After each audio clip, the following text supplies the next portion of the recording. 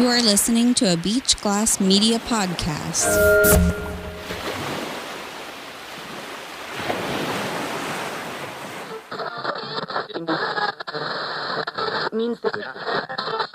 Terrible news. Former President Joe Biden has been diagnosed with stage 4 prostate cancer, sending shockwaves to everyone throughout the land. And by everyone, we mean everyone who watched CNN and MSNBC, or to those who read the New York Times and the Washington Post, of course, because, well, let's be real now. Why wouldn't these news sources report the truth? I mean, why was it so hard to say that a feeble, dying candidate with dementia and cancer is attempting to beat Donald Trump in a presidential race last year? So, instead of reporting facts, it was much easier to report the false narrative about a super sharp, mentally fit, and super duper healthy Joe Biden will be winning the presidential election against Orange Man Donald J. Dolph Trump, because Joe is as healthy as a horse. Also, you would think that a senile, cancer-ridden old coot with barely any ability to form sentences using whatever muscles he has left in his mouth would be better off enjoying his final years and old age, relaxing and spending time with family and making the most of his time and energy, forming memories and cherishing every moment. But instead, when your wife pushes you to run for president because nobody is buying your son's paintings anymore, and also, said son is running out of cocaine money to fuel his nasty crack-smoking habits, well, you just do what your wife asks you to do and run for president like she tells you to do. Because, well, as the saying goes, happy wife, happy life. However, enough about the Bidens and their dysfunctional, superfluous family. We must move on to yet another dysfunctional, superfluous family making the news. And no, we're not going to mention the royal family from across the pond, nor mention the Duchess of Sussex, Meghan Markle, who not only had a mind-numbing show on Netflix entitled With Love, Meghan, and now has a brand new mind-numbing podcast entitled Confessions of a Female Founder that nobody's listening to. All of that after her first Spotify podcast entitled Archetypes failed. And let's not forget to mention that her husband, Prince Charles, released a tell-all book entitled Spare, all the while going on an interview with Oprah Winfrey, claiming how they all just want to live a quiet and private life. I'm going to make sure to honor their request, and as I mentioned, I'm not going to mention the dysfunctional, superfluous royal family at all, because, well, that would be rude of me. Instead, the dysfunctional, superfluous family that I want to mention is the family that we have all come to know and love and patronize. Of course, now I am talking about Starbucks Coffee Company. Yes, Starbucks, the delicious coffee roasters. For those of us that never learned to make coffee at home, and yes, I'm talking about the Starbucks, the business that is taking over the city streets. Yes, the Starbucks employee family is now becoming dysfunctional and superfluous. Yes, that's right, folks. In recent news, Starbucks employees are all frazzled, not because of the never-ending orders having to be fulfilled. No. Apparently, management of the Starbucks company has updated their employees' uniform policy, which has created quite a stir, no pun intended, with the baristas. Yes, that's right. Management of Starbucks is now requiring all employees to wear a plain black shirt underneath their green aprons. And, for some strange reason, The black shirt is making it almost impossible for Starbucks baristas to be able to sell you an overpriced cup of black coffee. Starbucks staff were heard chanting, "Hey, hey, ho, ho. Black shirts have got to go. Hey, hey, ho, ho. I won't blend a frappuccino." And lastly, another thing worth mentioning in recent news, and this one hits a little close to home, a fertility clinic in Palm Springs, California, was targeted by a domestic terrorist, and it was devastatingly bombed. That's right, ladies and gents, a crazy person. Sorry, I mean a rational human being blew up a fertility clinic, tragically killing one person, himself, and injuring 4 people. But who would do such a thing? Maybe a radical right-winger that hates the use of in vitro fertilization because IVF actually requires some fertilized eggs to be aborted in the process? Was it a traditionalist that believes only married couples should have access to IVF procedures? Surprisingly, no. Turns out it was a nihilist nut job. It was a nihilist rational thinker with antinatalist views. That's right, folks. So not only did the terrorist, who did not survive the blast, by the way, believe that life is ultimately meaningless, he also believed that having children was morally wrong. Yes, that's right, folks. The manifesto found belonging to the now dead domestic terrorist stated, quote, "I am writing this manifesto to describe why life is ultimately meaningless and that nothing in life actually matters. Life has no purpose and no meaning, and making babies is really, really bad because there's really no point to having children. I mean, yes, I was a child at some point, but obviously my parents made the mistake in having me, not because I am about to blow myself and this building up, but because they do not understand that life is ultimately meaningless, like I have come to realize myself. So I will blow up this fertility center here in Palm Springs in order to save the planet from more human beings being born into it. Because, let's be real, humans are destroying the planet, and the best thing to do is to wipe off humans off the face of the earth because, well, life is ultimately meaningless. So, without further ado, I will blow up this place because maybe, just maybe, my own meaningless life will maybe have some meaning in the end. But in a meaningless way, of course, because, well, I am a nihilist after all. So if I do something in life for a reason, purpose, or meaning, well, then I will be labeled a hypocrite. And, well, I wouldn't want that label slapped onto me because, well, then that means there would have been a reason for my life's existence. Anyway, where was I? Oh, yeah. Life is meaningless, and creating life is bad. And wait a second. Why am I writing this manifesto in the first place? It's ultimately meaningless too. Ah, crap.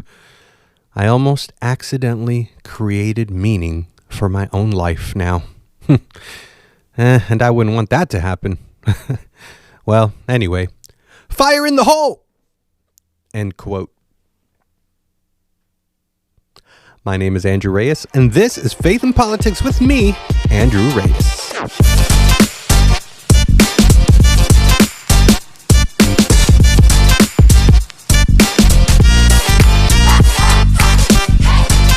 Welcome back to the podcast. I am your host, Andrew Reyes, and, I'm just your average Joe over here, just speculating about life and what's going on all around us and trying to piece together the jigsaw puzzle of life and make it make sense.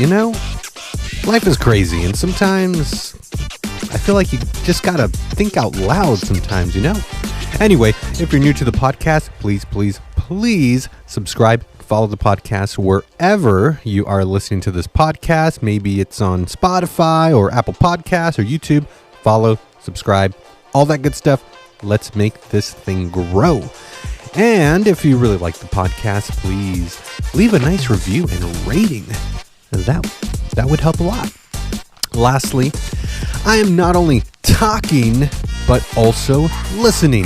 So, drop me a line at faithandpoliticsandrew@gmail.com if you have something to say to me. And don't forget, follow the Faith and Politics Instagram page where you can stay updated on new episodes and more. And you can also send me a DM on Instagram if you wish. And your message, it will be subject to being mentioned on the following show. Just like I did with episode 15. I had a little shout out at the end. Anyway, enough with the intro. Let's move on to today's episode called episode 16, The Cross Necklace.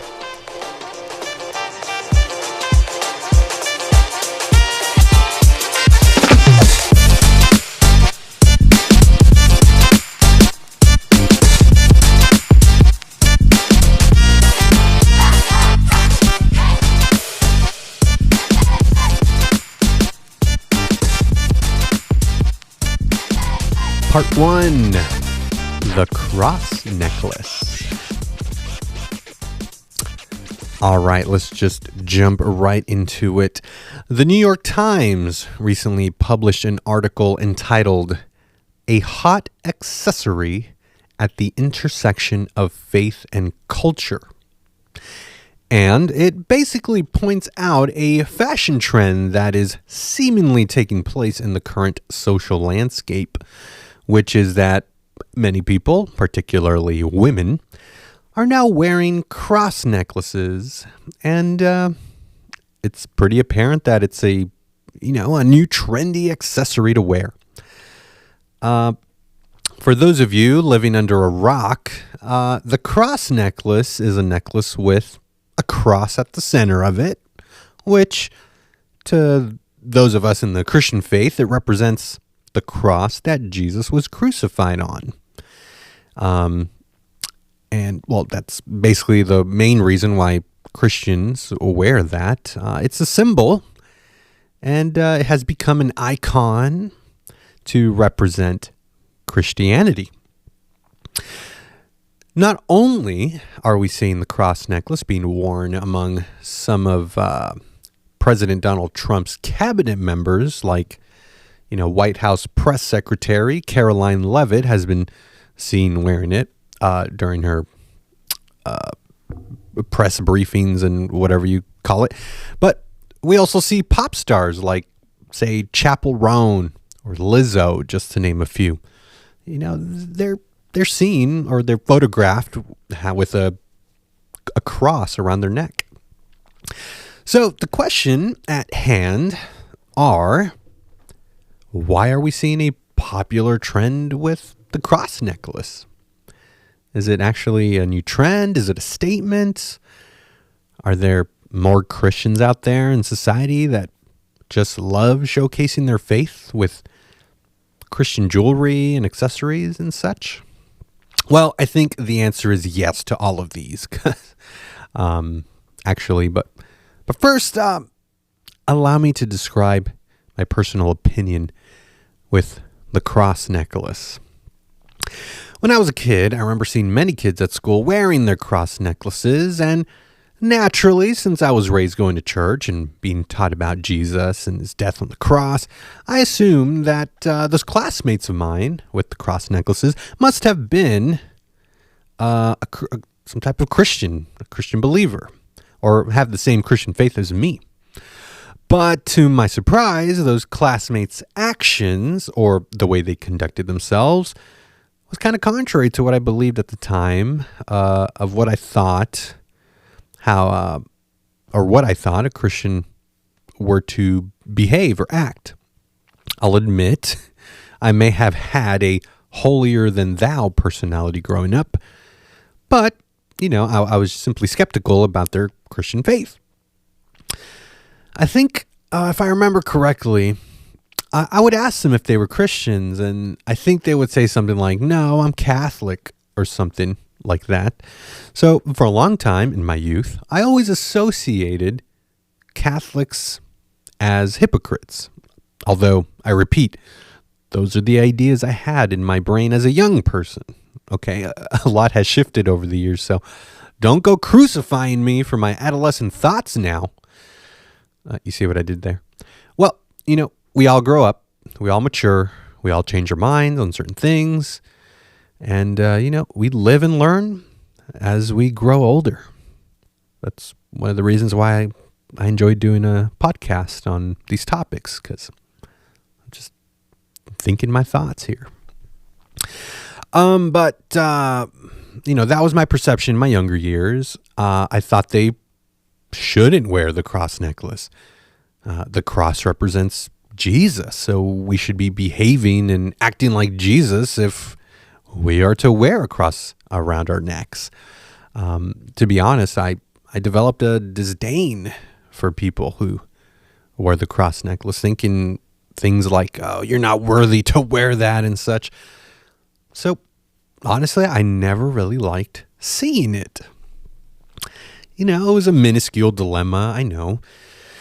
I knew that the cross, I knew what the cross represented. However, I didn't like how the cross necklace wearers were portraying the Christian faith or the Christian idea in their actions or behavior. So I didn't like seeing it worn too much. I know what you're thinking, Andrew. You kind of sound like a Pharisee right now. Trust me, I know. As I got older, I remember hearing someone, and it might have been a pastor. Maybe I watched it on a YouTube video or something. And the point was made where this preacher or speaker said something along the lines of, wearing the cross is kind of like wearing the electric chair around your neck. And this idea tickled my fancies because, in a certain sense, historically, crucifixion on a cross was, in fact, a type of corporal punishment, capital punishment. And essentially, it was the death penalty, right? Crucifixion on a cross was a common method for punishment for enemies of the state in those ancient times. So yeah, the cross was kind of like an old school electric chair in a way. So I heard this pastor, or it was a YouTuber or something, say, "Imagine if we all walked around with little electric chairs around our necks as jewelry." That's kind of what we do when we wear cross necklaces. It's like walking around with a tool used for capital punishment around our neck. At the time, I thought this was an intriguing concept, intriguing at best, and it made me think about it in a different light. But that doesn't tell the whole story of the cross or the significance of the cross. Obviously, nobody wears the cross necklace because they want to signal to the world that, hey, look, here's my support for capital punishment, or their love for the death penalty. But they wear it because it's a symbol for something much greater. Now, don't get me wrong. There are many people that wear the cross necklace because they think it's cute, without having any knowledge of its religious significance or meaning, or they have no clue why you even have the cross symbol as jewelry in the first place. Case in point, there's this clip that went viral when Candace Owens, a popular podcaster. She leans right in her political views. Some would say conservative views. She went, Candace Owens, she went on the Whatever podcast and had a similar interaction with a young woman that basically outlines what I thought about the cross necklace growing up. Keep in mind, the young woman wearing this cross necklace in this clip that I'm about to play, she's wearing a shirt that says, "Made in Hell." So just keep that in mind as you listen to this clip. Here we go. Why are you wearing a cross on your neck? Because I don't see a cross as religious, so... Okay. Just like you don't see a marriage as religious. So I don't think that a marriage... have a meaning. This is why it's like we're at a stage where people are like, what is a woman? Because they just go, well, we're going to call it a marriage, but we're going to sleep with other people. We're going to bring in... We're going to outsource raising the kids, or we're never going to have kids. You're calling it a family. It's not a family, and this is what it is. The words have no meaning, right? I'm wearing the cross. Why? I don't know. I don't think of it as religious. Okay, well, Jesus Christ died on the cross. You think that. That's what you think. Wait, that's what proven. You think. Yeah. So why are you wearing the cross? Because I think it's cute. You just think that the design is cute. Yeah. Better wait, really quick. I grew up Catholic. I was religious, and I'm not anymore. I don't have to believe in what you believe, and I can say that if I didn't say you had to believe. I asked you a question. But I said, why are you wearing the cross? Okay, and you're saying that the religious aspect of marriage is the only thing that matters. It's not, because people don't follow what you believe. Yeah. Okay, I asked you why you're wearing the cross, and you said because you thought it was cute. Yeah, I'm glad we got an answer. She's wearing the cross around her neck because she thinks it's cute. Having respect and tolerance. So I'm cute. just wondering if you I'm think asking it's... if would you wear a yarmulke? I think those are very different are you talking things. like why is the blasphemy? cross different from the yarmulke? I was raised Catholic, and that's just would not you something wear that I a believe yarmulke anymore. if you thought it was cute? No, I wouldn't wear. I mean, a yarmulke is completely different than a cross that's been adapted. Okay, a couple points that Candace made that is worth highlighting is that the modern culture loves to strip words from their meaning. For example, what is a woman? The left says a woman is whatever a woman wants to be, right? What is a marriage? Oh, a marriage can be whatever two consenting persons or multiple consenting persons want it to be. What is gender? Oh, it's a societal construct. Has nothing to do with biology, such and such. What is a Nazi? Oh, a Nazi is Trump and all the MAGA Republicans. Oh, what is abortion? Oh, abortion. It's just removing a parasite or a clump of cells out of a woman. That's all it is.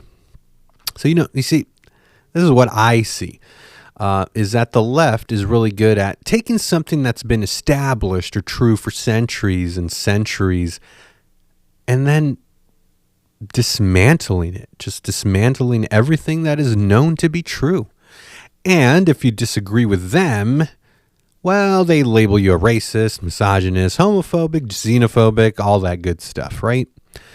Same thing with the cross necklace. Everybody and their moms know that the only reason that the cross necklace is a staple in fashion and in jewelry and in art, and maybe you see it in people's tattoos, you see it in the culture, it's used in movies, and it's not this popular symbol because it's a torture device. No, it's because Jesus, the most important figure in history, died on one. There would be no cross necklaces around if Jesus did not die on a cross. Hundreds, if not hundreds of thousands of people died on crosses by crucifixion. But the only reason we see it around people's necks is not because it was the electric chair of back in the day, but because Jesus Christ, Son of God, was put to death on it under the Roman rule. And because of the religious leaders, because of their animosity towards him, and because it was the only way for God to show the world how much he loved us, because he became like one of us and lived just like one of us. With all that said, the cross necklace, whether it be a fashion statement for some or a statement of faith for others, to me personally now that I'm in my mid-30s and have grown up a little bit, to me, when I see the cross necklace, it's a reminder of what Jesus went through to save the world. Whether a religious person wears it or an immoral person wears it, the truth of the matter is, Jesus died on the cross for our sins, and at least the cross necklace is a symbol or an icon of that truth. And you know what? If for some reason the cross necklace helps you with your faith journey, well, you know what? That's good too. And now, on to part 2.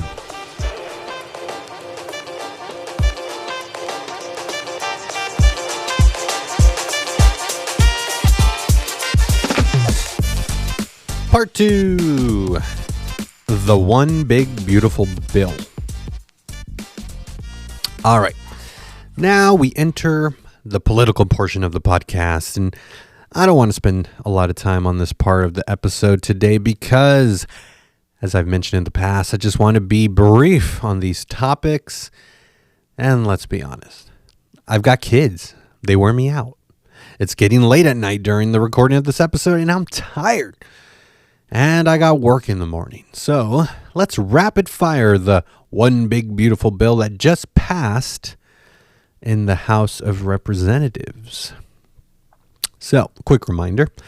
In order for a bill to be made into law in this country, it has to be passed in either the House of Representatives or the Senate. Let me rephrase that. It has to pass in the House of Representatives, then pass in the Senate, not in that order. And then the president has final say whether to sign the bill into law or to veto it. So this one big beautiful bill, that's just it's just a funny title. The one big beautiful bill has passed in the House of Representatives recently. Basically, all House Republicans voted for it, and all Democrats voted against it. So the bill passed the bill passed in the House by one vote. Man, I'm messing up my words here. You know it's getting late. You know I'm tired. But yeah, it passed by one vote, and that's really close. So what I want to do now is just quickly rapid fire what's in this bill, because there is a chance it could become law. So this is kind of interesting. I found some information of this bill, and this information was put together by the Republican Study Committee, or RSC, and they listed 50 things in this bill. So here we go. Rapid fire until I get bored. Here we go. I'm just going to read these off. These are 50 things in this one big beautiful bill. 1, it extends, enhances, and makes permanent the Trump tax cuts. Okay, sounds good. I'm a big fan of taxes, going down for everyone. Number 2, provides a $5,000 tax cut for the average American family. A 15% reduction for working families. That sounds good to me. I mean, I have a family of my own. Please stop taxing me so much. Let me keep my own money. Number 3, delivers $1.6 trillion in deficit reduction. Okay, once again, that sounds good to me. Let's get ourselves out of debt in this country. That's always a good thing for me. Number 4, eliminates taxes on tips and overtime. Hey, that sounds good to me. I haven't been working as much overtime lately, but if I do, knowing that I won't be taxed on my overtime, that sounds like a great thing. Once again, please let me keep my own money. I've got kids, as I mentioned. Number 5, lowers taxes for seniors. Once again, that's great. How can you argue with that? Number 6, appropriates $46 billion to complete President Trump's border wall. Yeah, I mean, as controversial as that is, we need a border wall because there's so many people trying to enter the country illegally. Don't get me wrong, legal immigration, I'm all for it. We should fix that. We should make it easier for people who want to come here to work to prove themselves to us that, yeah, you're the guy or the lady to come into this country and work for real. But yeah, legal immigration good, illegal immigration bad. Let's build a wall. I think that'll make things safer for a lot of U.S. citizens. Number 7, hires 10,000 new ICE personnel. Okay, once again, you need to control the border. 8, increases a child tax credit to $2,500 per American family. Once again, yeah, me being a family guy, it sounds good and all, but a tax credit? I guess my thinking is, do we need a tax credit? Just lower our taxes, let us keep our own money, and we wouldn't have to do this tax credit thing. But I'm not arguing. I could use a tax credit. I got kids, like I said, so I'm not arguing too much. Number 9, provides nearly $150 billion in spending to rebuild America's military. Okay, that's okay, fine. I think it is important to have strong military. 10, preserves Medicaid for the truly needy, preventing illegal aliens and ineligible individuals from wrongfully collecting benefits. That's perfectly fine. Medicaid, if it's taxpayer funded, it should be for American citizens, not for illegal aliens. It just makes too much sense. Number 11, implements common sense work requirements for able-bodied Americans receiving taxpayer-funded federal benefits. That's true. If you're healthy, you should be working, and that should be like a prerequisite to get your federal benefits if it's tax funded. Like, you shouldn't be lazy and getting government benefits. I don't know. That just makes too much sense for me. Number 12, eliminates hundreds of billions of dollars in green new scam tax credits. I like that they wrote green new scam. That's way too funny. I don't want to get into that. Number 13, repeals the Biden administration's electric vehicle mandates. Yes, that makes sense. You can't force people, or you shouldn't force people to buy electric vehicles because, well, who's going to get hurt in mandating electric vehicles? Well, poor people who have cars, because not everyone can just go to the car dealership and buy a brand new car all of a sudden. It hurts, people with either low incomes or people that just can't afford to buy a new automobile. So yeah, don't force people to buy electric cars. Just don't. Jeez. And then even then, electricity is expensive too. And do we have enough electricity? The power grid, is it powerful enough to power everyone's car in the United States? I don't know. That's a question that demands an answer. I don't know. Number 14, unleashes American energy dominance by opening federal lands and waters to oil, gas, coal, geothermal, and mineral leasing. Yeah, that's good.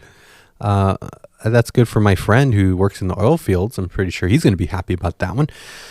15, streamlines onerous, I think that's how you say it, permitting process so that America can get to building again. Okay.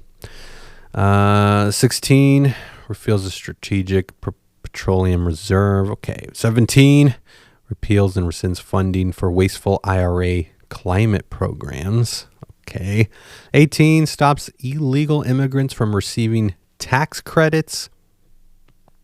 Yeah, I mean, like I mentioned before, tax credits should be for U.S. citizens. I don't know why that's so controversial. I'm pretty sure even the socialists believe that. Anyway.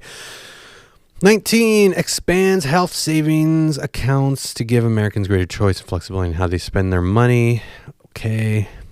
To prioritize their health. Yeah, I think Americans are smart enough to know how to use their money for their health. Sure.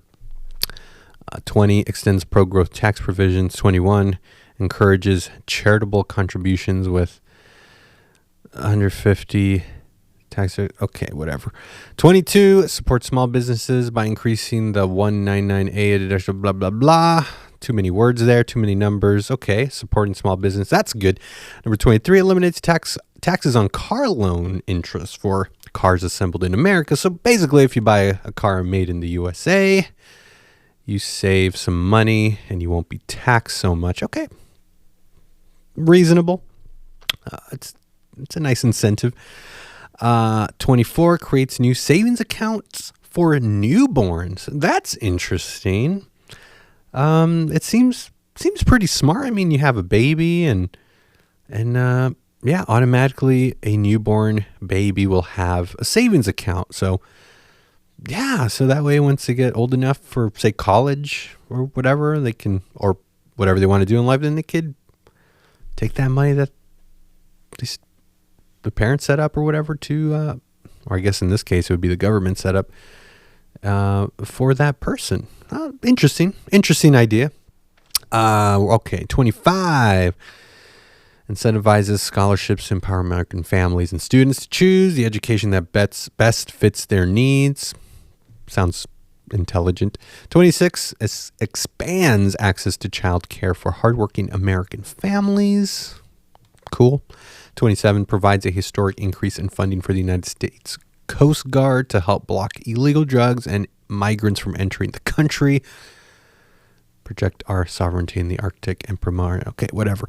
28, supports the building of new factories to grow domestic business operations in America. Once again, Trump is a big made in America type of guy. So, of course, he wants more factories here in America, which is good. It creates more jobs for the American people. So, it doesn't sound terrible to me. 29, repeals burdensome reporting regulations for transactions on widely used apps like Venmo and PayPal. I think it's something about if you use Venmo or get money in PayPal, if you make a certain amount, then you get taxed, and he wants to repeal that. So, okay, maybe, I don't know all the details, but it sounds good to me.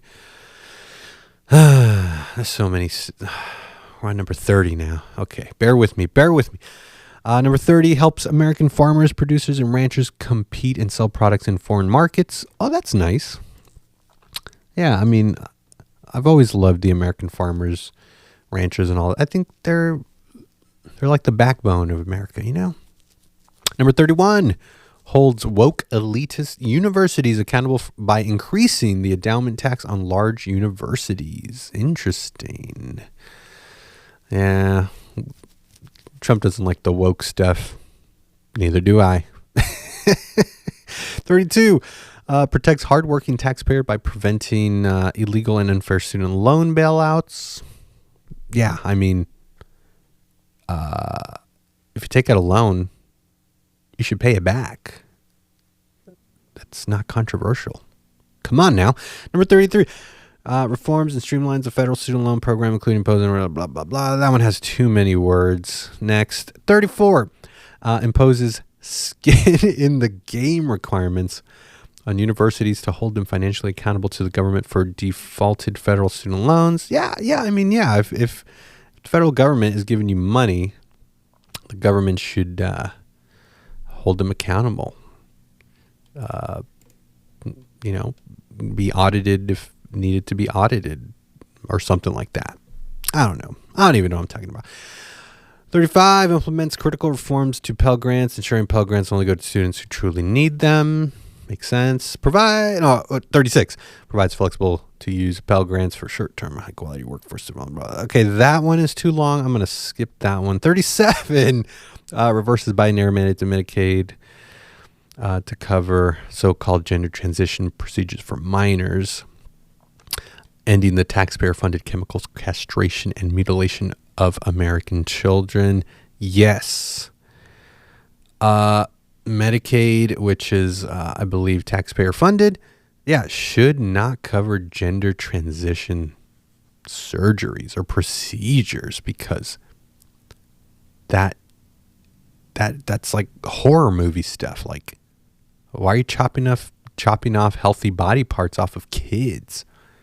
That's just insane.